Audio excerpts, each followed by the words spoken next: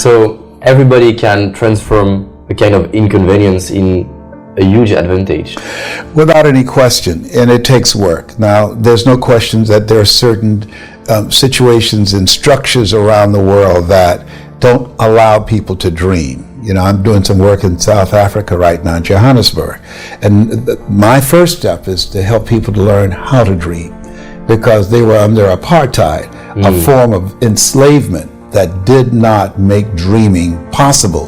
And there are other places around the world that just like that right now, just destroying people's dreams. And I think that's why we see such global upheaval in terms of many dictatorships, because people are becoming more enlightened. In 2007, Time magazine recognized the computer of the person of the year. And the reason it did, because it gives everyday people access to information that they never had before. And so now people, with that access of information, becoming more enlightened, and is causing a great deal of disturbance with various types of governments around the world. It's huge.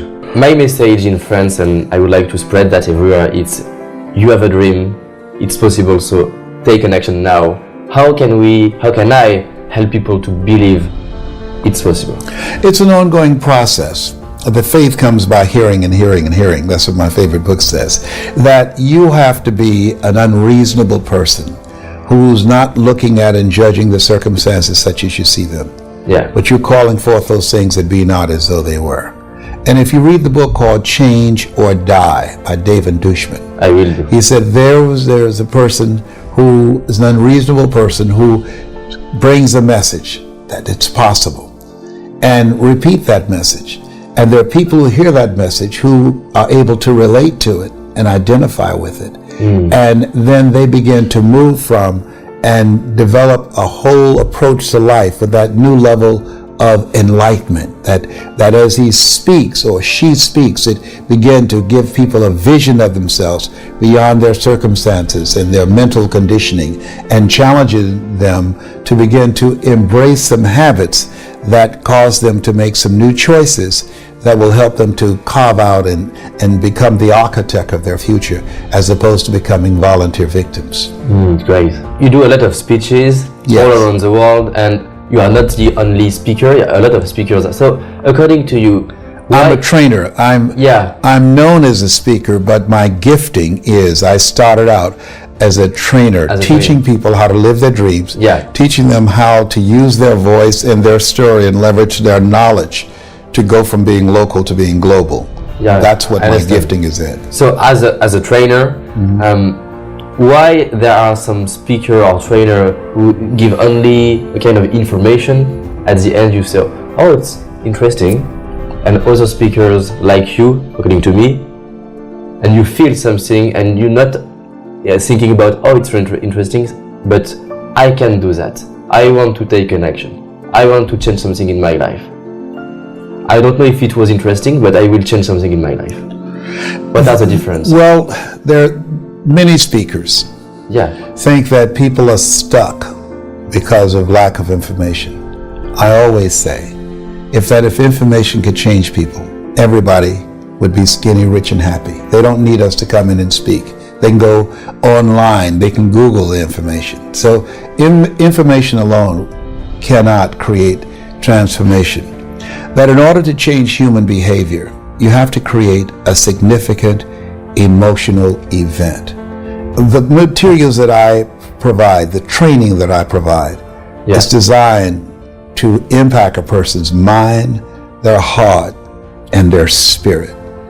And so the goal is to distract, dispute, and inspire, to interrupt their story. How people live their lives is a result of the story they believe about themselves. So when I'm training speakers, I teach them how to become a strategic, experiential storyteller. Be strategic on how they use their story. You never make a point without a story, and you never tell a story without a point.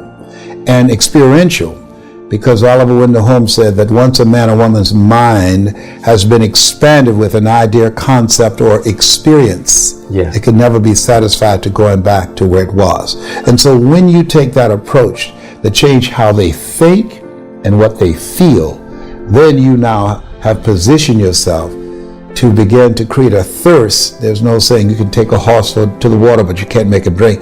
You create a thirst where they want to drink, where they want to change. And now you have, because of their encounter with you, you have now allowed yourself to be an instrument, as Mother Teresa would say, in the hand of God. Yeah. And now that person will begin to write a new chapter with their lives. So it's about how do we change the story that people believe about themselves that's been given to them by life, given to them by their circumstances. We learn between ages 0 and 5 what's available for us and what's not available for us. And based upon those experiences and the people around us in our environment, a word formulates in our mind. It's either yes or it's no. A word formulates in our heart. It's either yes or no. It formulates in our spirit, yes or no. And there's various things that can impact the formulation of that word and the conviction behind it and how we move our lives forward. Yeah. My goal, if the word is no, is to interrupt that word and to change it to a very affirmative yes. It's great. I love that. How to have a strong will? Because a lot of speakers are speaking about you have to have will, but how? Will is, that's why I talk about the mind, the heart, and the spirit. Yeah. The reason we celebrate Nelson Mandela is that for 26 years, they tried to control his mind. They were able to control his body. Yeah. But most importantly, they couldn't break his spirit. And so that deep down resolve, that dimension that's available to all of us was explained to us in the book called Man's Search for Meaning, that Viktor Frankl, that there's a part of us that's always a part of us that's in our hands, that the irreducible essence of who you are, that either you say yes or no. Not based upon the circumstances, not based upon the pressure that's applied, but based upon your conviction. Are you going to give this the power to take advantage of you? Are you going to turn yourself over to this? We always have that choice. That's the greatest choice that human beings have. Am I going to give myself a pass to surrender, or am I going to stand up? I remember telling a story when I produced my first PBS special on public television of a man who came by a house and there were people on the porch talking, and there was a dog moaning and groaning. And the guy was curious, and he went back and he asked the owner, "Why is this dog moaning and groaning?" And the owner said, "Because he's lying on a nail." Yeah. Guy said, "Well, why won't he just get off?" He said, "Because it's not hurting bad enough for him to get off. Just hurting bad enough for him to moan and groan."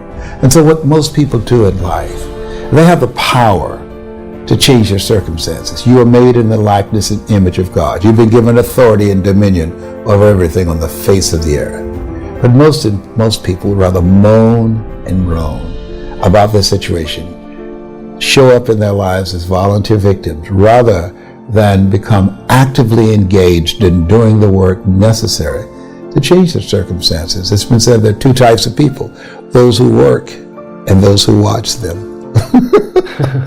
So you got to be willing to do your internal work so that you have a mental resiliency, and your external work finds something that you want to master that will allow you to move yourself forward.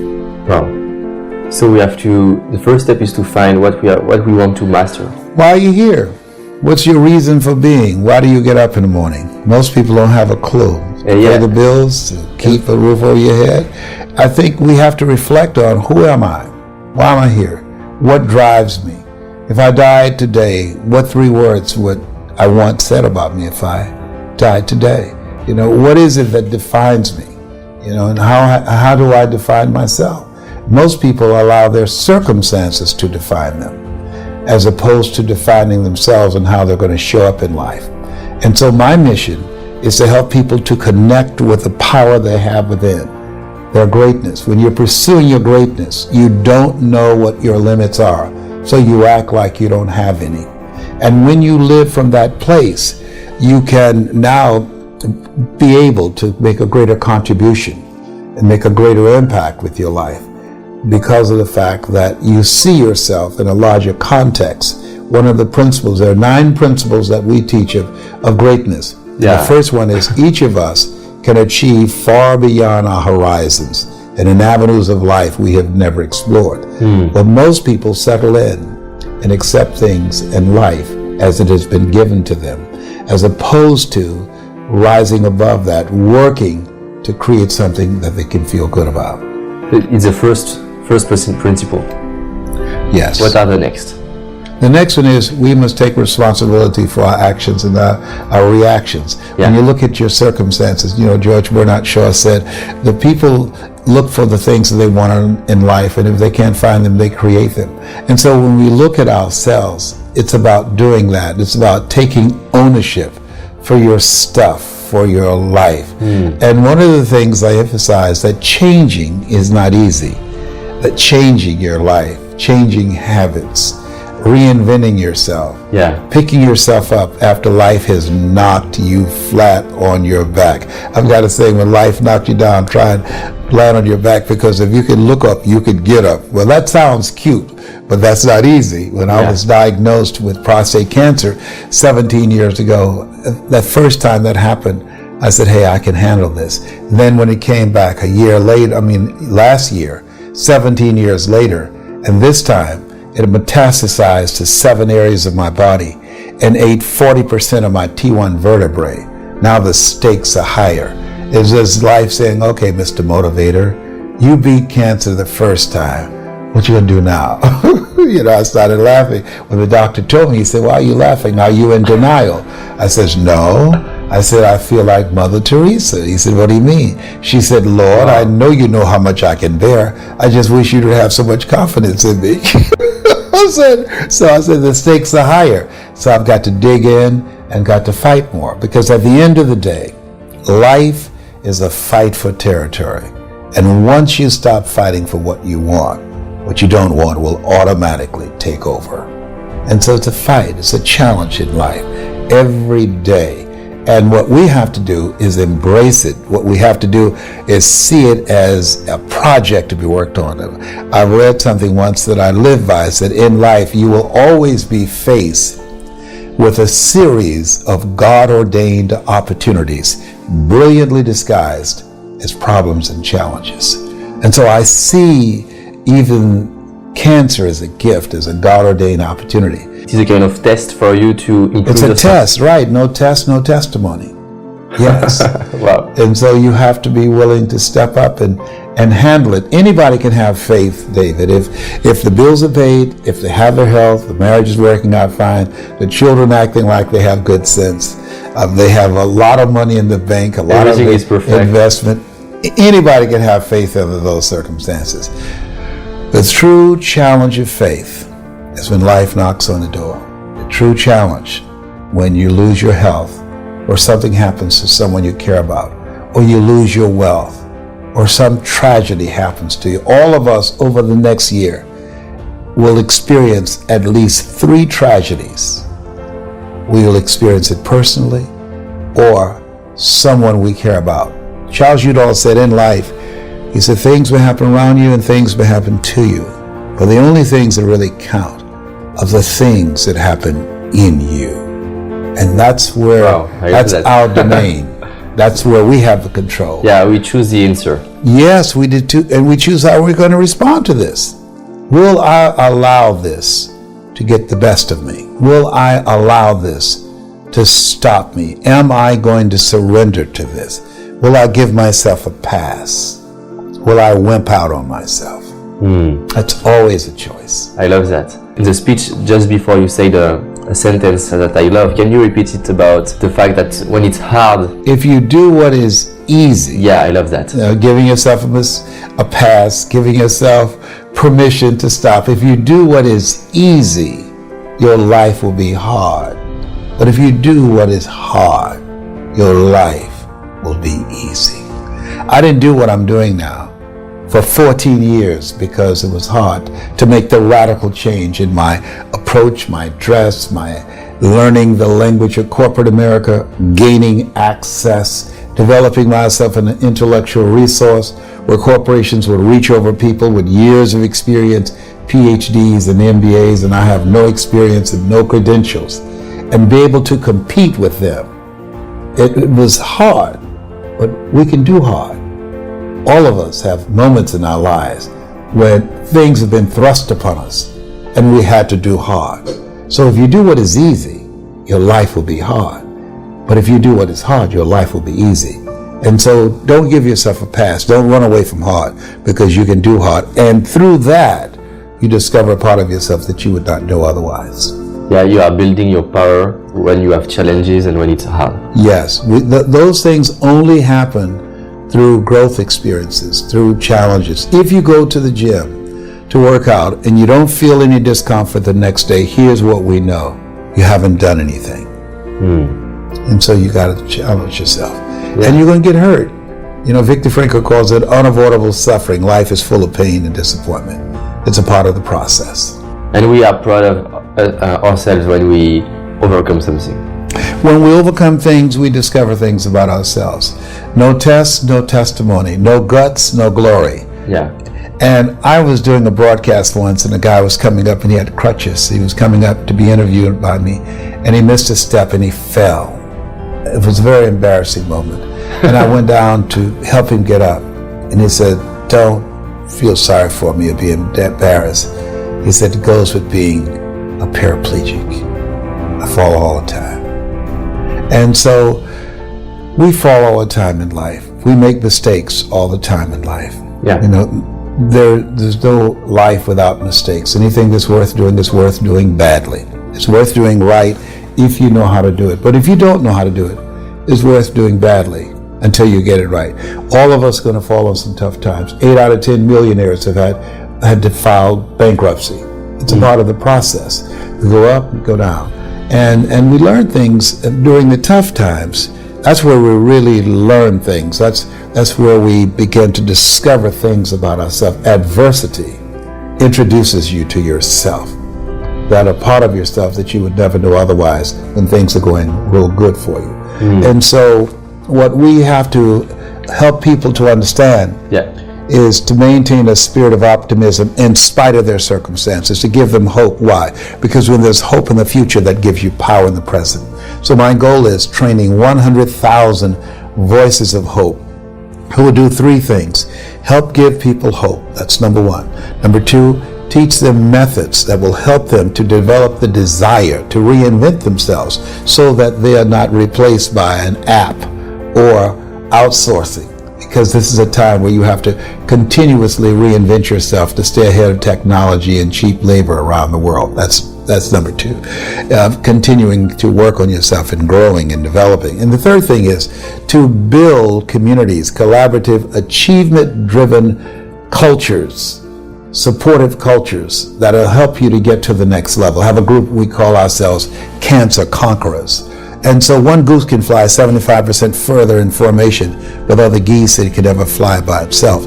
So if you got 100,000 voices giving people hope, that's number 1. Number 2, encouraging them to develop their capacity, their skill set. There's no shortage of opportunity.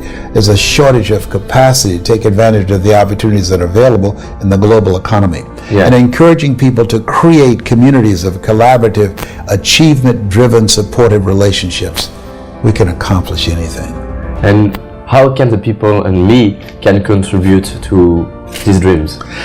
They can email me at yes@lesbrown.com. yes@lesbrown.com, and we'll be set up within a few weeks and send them out some information. But also in the meantime, what we will do is send them a video that as they watch this, they'll see the message that I'm bringing and a format. We're going to be teaching them the 7 principles of storytelling so that they can learn how to influence and impact and change lives, one-on-one, small groups, or in large groups.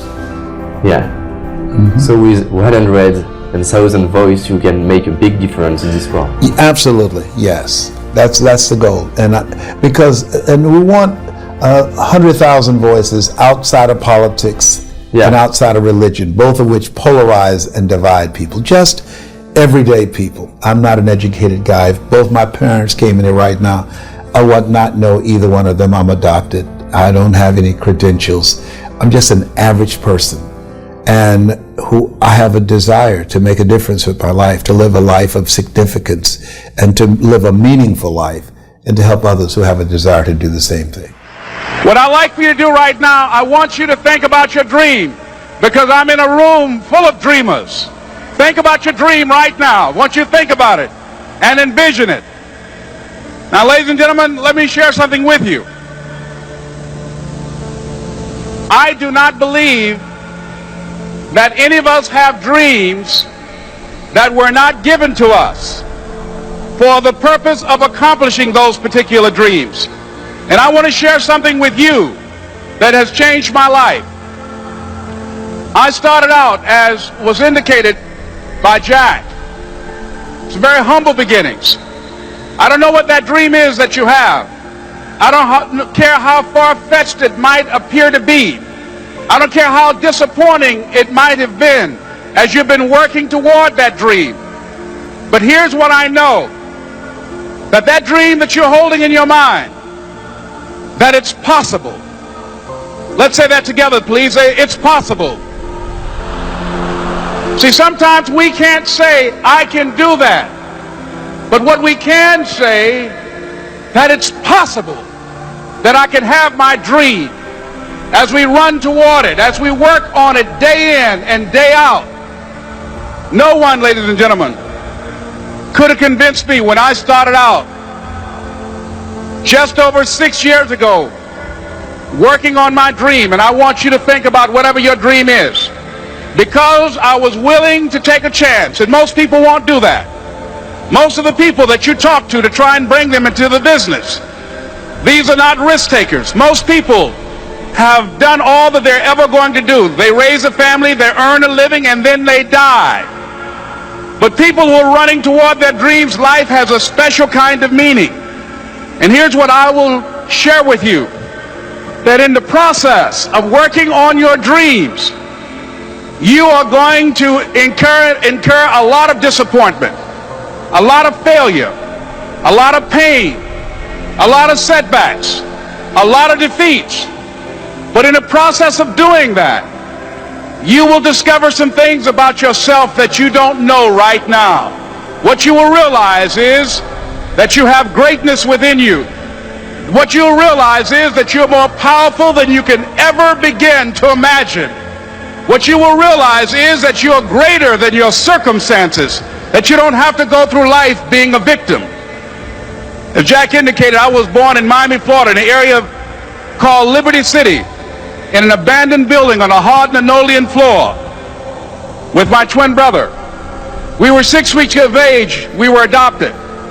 When I was in 5th grade, I was identified as EMR, labeled educable, mentally retarded, put back from the 5th grade into the 4th grade, and stayed in that category until I got out of high school. I don't have any college training, but I met a high school teacher who one day changed my life. I was waiting on another student, and when he came in, he said to me, young man, go to the board and write what I'm about to tell you.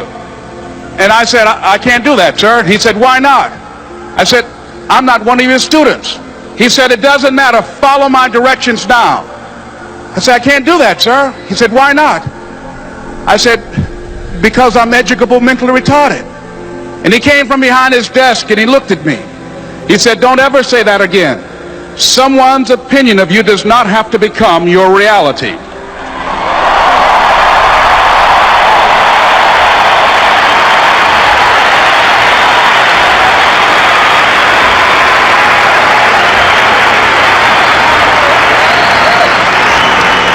And that man, Mr. Leroy Washington, did something for me. He started planting seeds in my mind that enabled me to begin to dream, as Dexter has been doing for you. And ladies and gentlemen, I started working on my dream. And most people don't work on their dreams. Why? For many years I didn't. One is because of fear. The fear of failure. What if things don't work out? And the fear of success. What if they do and I can't handle it? The other thing is that most people, ladies and gentlemen, they get comfortable. They stop growing. They stop working on themselves. They stop stretching. They stop pushing themselves. And they end up becoming very cynical about life, and they throw in the towel on themselves, and on their families, and on their dreams. And the other thing is that most people don't feel worthy. What I'm doing now, I could have been doing years ago. But because I did not have a college education, because I didn't believe in myself, because I allowed other people's opinion of me to control my destiny, I didn't act on my ideas. So I applaud you for your dreaming, for your running toward your dream. I applaud you for believing in yourself, because that's what life is about, stretching and challenging, looking for ways that you can begin to improve yourself. And ladies and gentlemen, as a result of stretching out, of acting on my dream, and I don't know what that dream is for you, I can tell you that it's possible. No one could have convinced me that after just over 6 years, I will have my own book entitled Live Your Dreams. Just over 6 years, I will have 5 specials on public television. Just over 6 years, I've done motivational speaking for AT&T, Procter & Gamble, McDonald's Corporation, Xerox, IBM. Just over 6 years. I will now have my own talk show that will premiere on Monday, Labor Day. I'm saying to you, your dream is possible. Your dream is possible. But not only is it important that you believe and begin to know that it's possible for you to live your dream as you run toward it, but I've done something that I want to share with you called Choosing Your Future. In fact, I've developed a set of tapes talking about how to begin to create your own reality by choosing your future. And not only is it important for you to know it's possible for you to choose your future, but it's necessary that you work on yourself, that you develop yourself. It's necessary that you get the energy drainers out of your life, people who don't want anything. It's necessary to know that everybody won't see it, that everybody won't join you, that everybody won't have the vision. It's necessary to know that a lot of people like to complain, but they don't want to do anything about their situation. That you are an uncommon breed. You have to know within yourself that I can do this. Even if no one else sees it for me, I must see it for myself. That's necessary. It's also, ladies and gentlemen, necessary that you be creative when you're working on your ideas. That you understand the importance of changing up, of readjusting your strategies. Many times we can have a great idea, but if you're not advancing it in the right way and things don't happen, you become discouraged and think the idea doesn't work. No, that's not true. It's necessary that we become creative. I remember when I was in New York walking down the street, and a guy approached me and said, "Hey, mister, can I shine your shoes?" And I said, "No, I'm in a hurry. I don't have time." I kept walking. Someone else said, "Hey, man, your shoes look clutty. May I shine your shoes?" I said, "No, I don't have time. I'm sorry, I'm busy." And I was walking fast, and many people solicited me for my business. And then finally, a young man stepped in front of me, and he said, "Excuse me." And he started counting, 97, 98, 99, 100. He said, "Sir?" I said, "Yes." He said, "Come here, please." I said, "What is it?" He said, "Today is my birthday. And every year, just to thank God for another year of life, the 100th person who passes my shoe shine stand, I offer them a free shoe shine. Would you give me the honors?" I said, "Why, sure." I got up on the shoe shine stand, George, and I sat there, and he shined my shoes diligently. And when I got down, I looked at them, they were sparkling. And I was walking away, and I said, "Thank you." And I stopped, I said, "Excuse me, but how much do you usually charge?" He said, "Only $2. I said, "I tell you what, today's your birthday. Here's $5, keep the change." He said, "Thank you." As I was walking away, looking in the opposite direction at other people coming, he started counting again. 97, 98, 99, 100.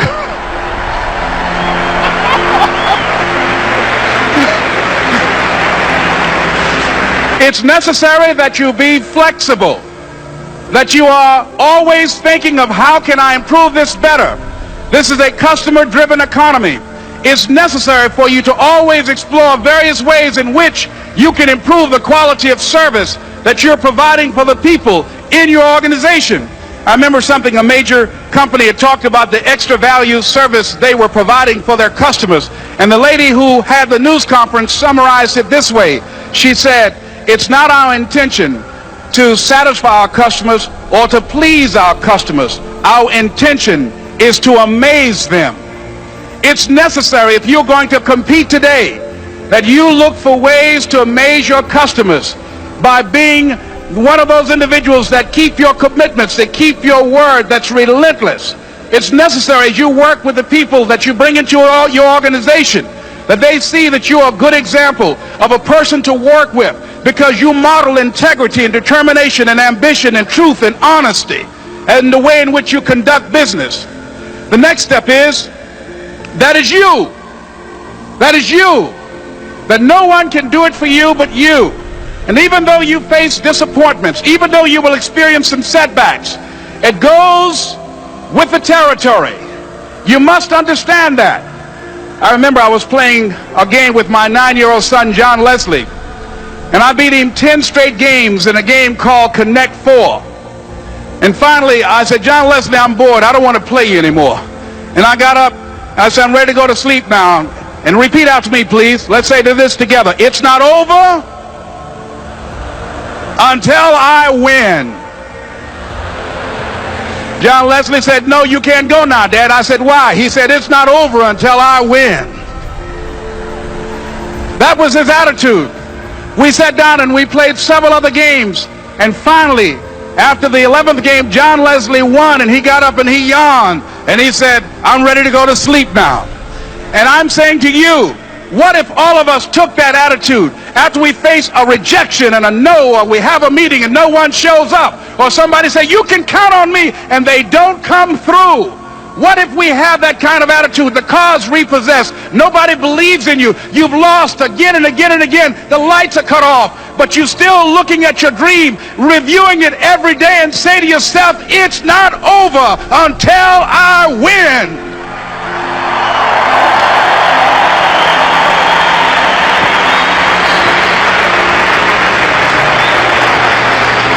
Life will yield to you. Now here's the next step. Repeat after me, please. It's possible. I can live my dream. It's necessary. I work on myself. Surround myself with winners. Become creative. It's me. I've got to make it happen. It's not over until I win. And I think about the 3 pillars of something that would be your anchor, a foundation to drive you into the future, to live a big dream, to live a big life, a mindset. What you think about, you bring about. You know, as a man thinketh, so is he. Dr. Carter G. Woodson said that if you can determine what a man shall think, you never have to concern yourself with what he will do. He said, if you can make a man feel inferior, you never have to compel him to seek an inferior status, for he will seek it himself. And if you can make a man feel justly an outcast, you never have to order him to go to the back door. He'll go without being told. If there's no door, his very nature will demand one. And I think that in many cases, governments and religious institutions have really unwittingly crushed the dreams and aspirations and the visions that people had of themselves. Not all, but a lot of them. And I think it's incumbent upon the individual to take responsibility, to develop yourself, to expand your mind and your vision, to seek out experiences. You know, Helen Keller said life should be a daring adventure, it's boring. And start to dream. What do you want? What do you really want for your life? I remember going to Auschwitz and walking down the halls in the Nazi German concentration camps and seeing the pictures of men and women who had dreams. And these people were exterminated. And one of the things that I heard in my mind when I reflected on a book written by Viktor Frankl, who was there, he said, if you know the why for living, you can endure almost anyhow. And he talked about the people who were able to survive the inexpressible cruelties of Nazism, those who either believed in God or had someone that they loved that they were determined to see, or some cause bigger than themselves. And in my case, my goal was to buy my mother a home. That was my big dream. And that caused me to read things and to listen to things, to fuel my imagination. and then to develop my skills to becoming a voice of influence. And the other thing that's important is creating a community of collaborative, achievement-driven, supportive relationships. And it started with a man, Mr. Washington, who said, a high school teacher, someone's opinion of you does not have to become your reality. It could start with one person, and then it goes from there. I started associating with people who were doing what I wanted to do. I joined a multi-level marketing group called Best Line Products. When I heard the voice of a guy that when he spoke, it seemed like he was talking to me. I was in a hotel at a convention, and Bill Bailey spoke, and he was selling this dream. I didn't even know the products, but I wanted to be a part of it. And what I found, and one of the great things about multi-level marketing, is that it puts you in a community of other like-minded people. I think that's the value and the power of associations of different kinds. Associating with people who share your values, associating with people, like-minded people who have dreams, who have goals that they're working on, and being in that community. Studies indicate that one goose can fly 40% further in formation with other geese than can ever fly by itself. In fact, I'm thinking about a scientific study where they exposed some rats to electronic shock, and after they increased it, it killed them instantly. But then they put these rats in groupings with other sharks, with other rats, and then what happened was that they continued to increase the shocks of these rats, and they increased it over 10 times more, and it took far more to kill them than what it took with just one. And so there's something about being in a community of people who share your dream, who hold you accountable, who challenge you, who call you out, who can see what you can't see that you have within you, and inspire you to step up. Of Ebony Magazine, the late John H. Johnson, who started that with a $500 loan from his mother. And he said something in his book called Making It Against All Odds.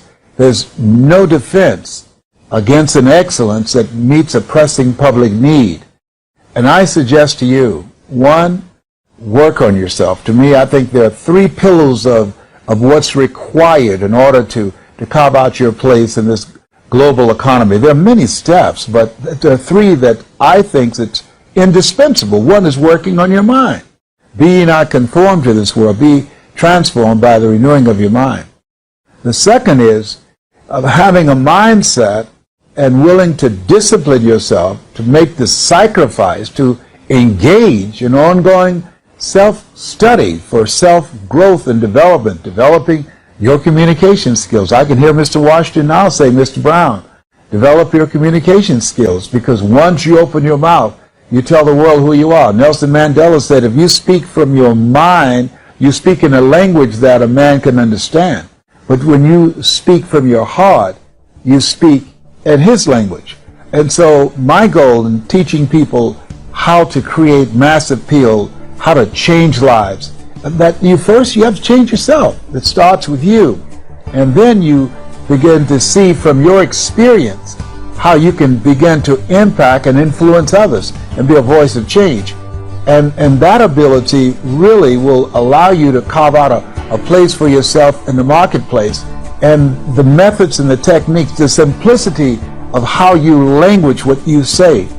Einstein said that genius is the capacity to take the complicated and make it simple.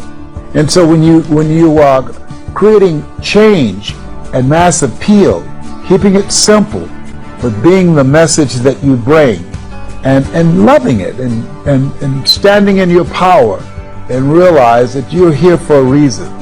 I believe to make a difference. I believe to do a great work. I believe to live a life, as Jim Rohn said, when you live your life, he said, your life can be either an example or it's a warning of what not to do, or an example of what to do and what's possible. That 85% of them reach their goals because of their attitude, 15% because of their aptitude. Now, to me, that was big, because I was in special education. I was labeled educable mentally retarded. So I say, whoa, That means I don't have to be the smartest guy in the room. That if I have a winner's attitude, that I've got a shot, that I could make it, that I don't have to live a life of being average. I wanted to live a life of meaning, of purpose. Being adopted, I wanted to do something for my mother. And so by listening to motivational messages and reading on a regular basis, it really taught me the value of using your time to work on yourself, to develop yourself, to really restructure your belief system for what was possible for you. It really expanded my vision of myself. And so to me, that's what it means about Mass Appeal, because I was working on myself. Then I started sharing it with others, and I noticed a difference in them. And I shared with them the things that I was doing because they saw the difference in me. And it's been said that a career is something you love so much you do it for nothing, but you do it so well that people will pay you to do it.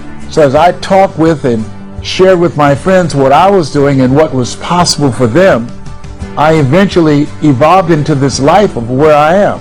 And as a result, I carved out a market for myself.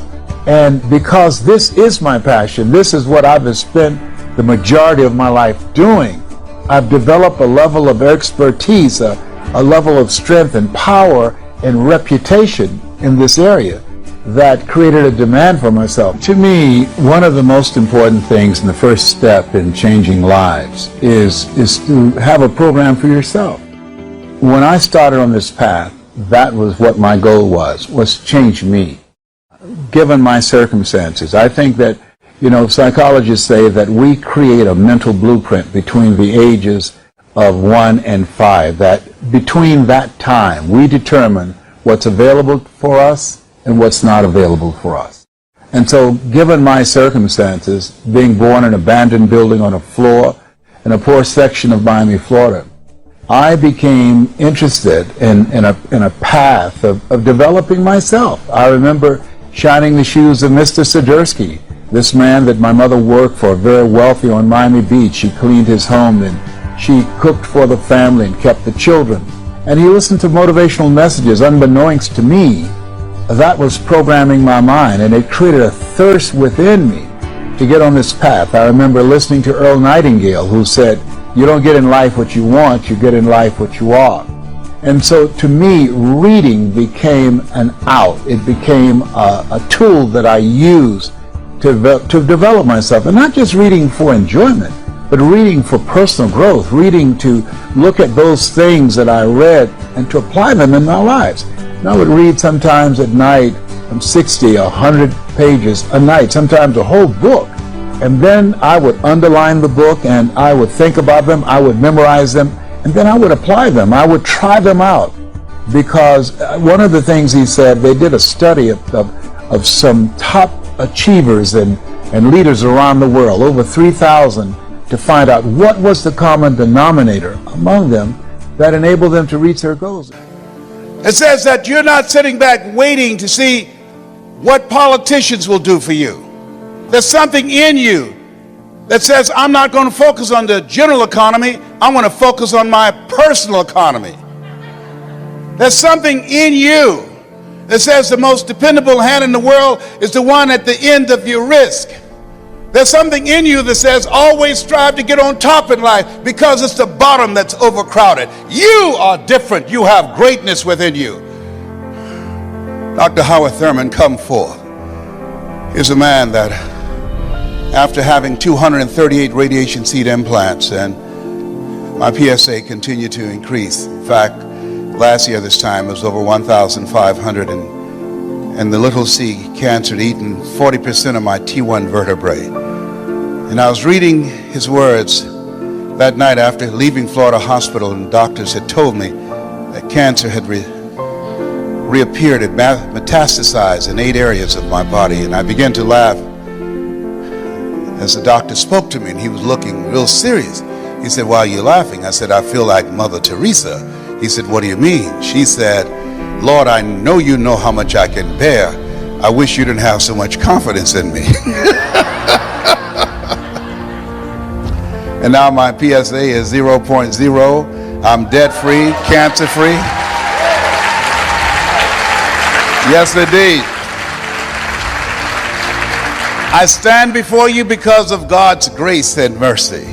And trust me, it's better to be seen than to be viewed. But Dr. Thurman was called upon by Dr. Martin Luther King Sr. He said, Howard, I want you to mentor my boy, MLK. He was a member of an elite group of orators and mystics and philosophers in his day. He was an advisor to Mahatma Gandhi and to Albert Schweitzer. He wrote, Deep is the hunger, the voice of the genuine, the centering moment. He wrote some words that I was reading around 3 o'clock in the morning that grabbed me.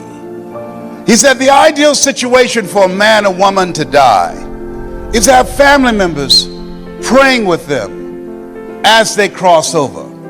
He said, but imagine being on your deathbed and standing around your bed, the ghost of the dreams, the ideas, the abilities, the talents given to you by life, and you, for whatever reason, you never pursued those dreams. You never used those talents. You never used those gifts.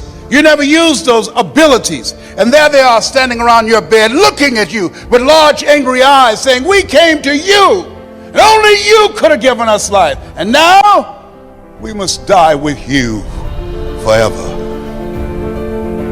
And the question is, if you died today, what dreams, what ideas, what books, what leadership, what voice, what story will die with you? Miles Monroe, great speaker out of the Bahamas, said the wealthiest place on the planet, it's not in the Far East where there's oil in the ground. It's not in South Africa where there are diamond mines. He said the wealthiest place on the planet is there you'll find potential never realized. There you'll find books never written. There you'll find abilities and skills and talents and gifts that the world never had exposure to. Maybe that's why Henry David Thoreau asked in a moment of anguish, what if you live your whole life only to discover that it was wrong? That it was wrong.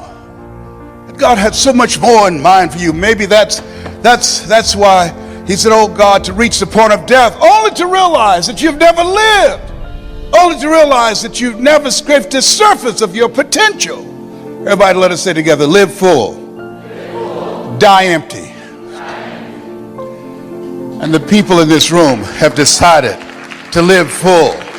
The people in this room have decided to die empty. The people in this room have decided to live life on their terms and not to be a volunteer victim. When you say yes to this industry, you're saying yes for a bigger life. You're saying yes, I'm tired of playing small. You're saying yes, I'm ready to be empowered to snatch victory from the jaws of defeat. You're saying yes to providing for yourself and your family. There's something that's in you that says, I'm not mentally fit to work for somebody for the rest of my life. You're saying yes to your life, yes to your dreams, yes to your unfolding future. Give yourselves a round of applause. Give yourself a round of applause.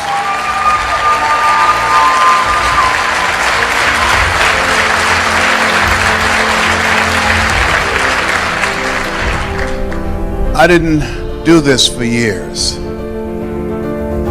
I would go in the balcony of auditoriums and watch Jim Rohn and Dr. Dennis Waitley and Zig Ziglar.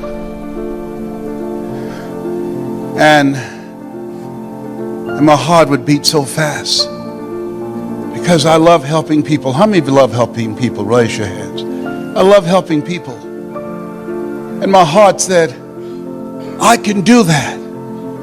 But then when I would leave there, and as I was walking to the car, my mental conditioning began to speak. And it would say, Les Brown, you can't do that.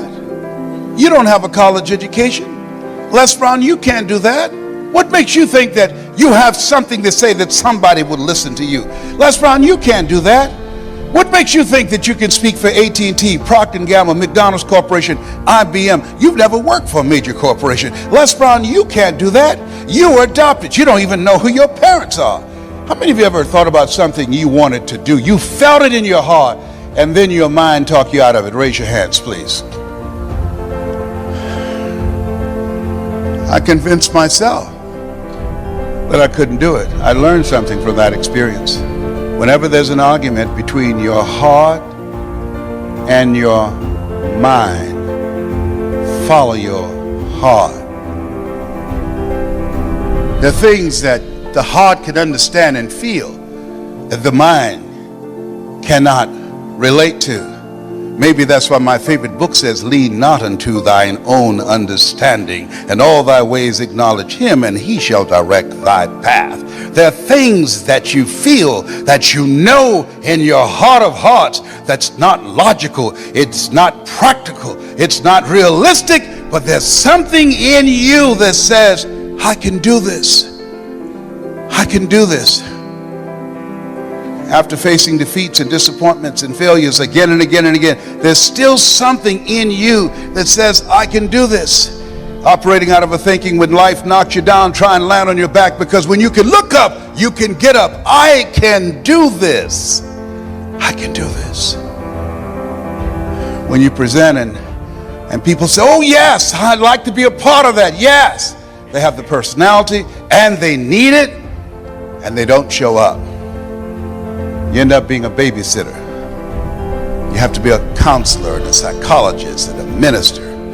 They challenge you to pray to Jesus and Yahweh and Melchizedek and Buddha. They'll get on your last nerve, have you chanting, Nomi Yoho Renge Kyo. It's interesting when you talk to people about securing their future, and you can't help them to become actively engaged in their own life. A friend of mine named Lorraine had me to come to do an intervention with her brother that was addicted to drugs, and he told us to get out of his house. And as we were going down the steps, I said, I'm sorry I failed. I'm so disappointed. And she said something that I'll never forget. I want you to remember. She said, Les, most people won't participate in their own rescue. Wow. Most people won't participate in their own rescue. You have a vehicle that will allow them to create their own job. You have products that people need. You have training and coaching where they'll be in business for themselves, but not by themselves. You have leadership of people who've proven that it's possible you can live your dreams. It's possible you got a shot at creating a fortune. Everybody's not going to do it. We can't predict performance. And all you are saying, hey, listen, here's an opportunity. And don't take it personal when people say no to you. They're not saying no to you. They're saying no to themselves. They're saying no to living a bigger life. They're saying no to what's going on in their head because they're suffering from possibility blindness. They can't see themselves doing more. They don't want to do that extra work.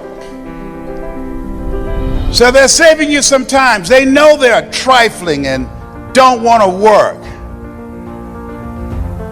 Don't try and convince them to say yes. A person convinced against their will is of the same opinion still. This is hard work. H-A-R-D and H-E-A-R-T. Hard work and heart work. You got to gut this out. You've got to know your vitamin. You've got to fail your way to success. You've got to be unstoppable. You have to operate like Willie Jolly, who said a setback is a setup for a comeback. You've got to be relentless when you're building a business. You've got to be able to have courage after you face rejection and again and again and again. After somebody tell you they're going to show up and then they don't come, they don't return your calls. It takes courage to go out and start talking to people. It takes courage when creditors are breathing down your neck and family members saying, Oh, there he goes again with another pyramid scheme.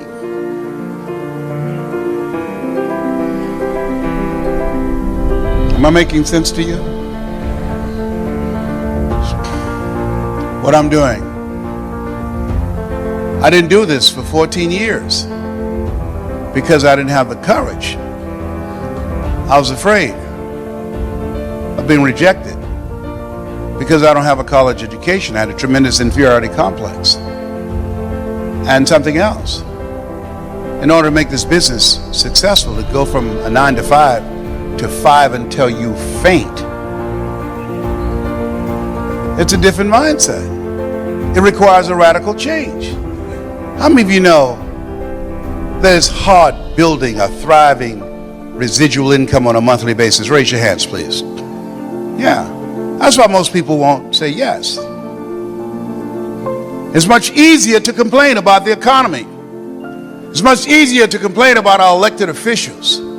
It's much easier to talk about the recession. That's much easier to come up with excuses and why you can't do it. That's where I was. That's where I set up station for a long time. My mentor said something to me, Mike Williams. I want you to write this down. He said, anybody can complain. He said, if you do what is easy, that's complaining. If you do what is easy, your life will be hard. But if you do what is hard, your life will be easy. Come on now, that's strong medicine.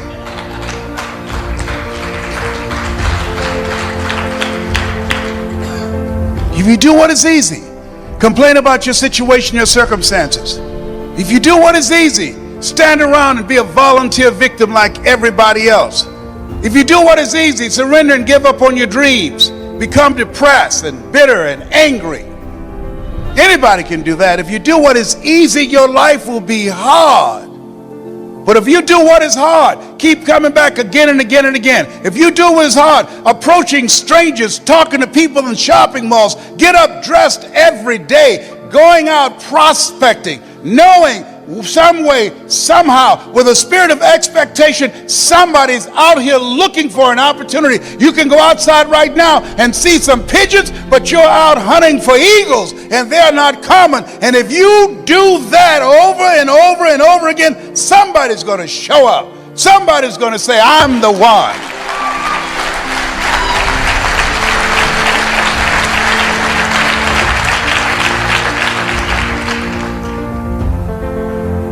Dr. Thurman, I love him so much. What a great writer. He said, there's something in each and every one of you that waits and listens to the voice of the genuine in yourself. It will be perhaps the only guide you will ever have. And if you cannot hear it, all of your life, your days will be spent on the ends of strings that somebody else pulls. And I submit to you that you invested the time and money to go to the airport, to fly cross country. I suggest to you, some of you drove here. I suggest to you, you showed up because you said, I'm going to pull my own strings. I'm going to control my own life. Nobody will ever pull my strings again. Give yourselves a round of applause.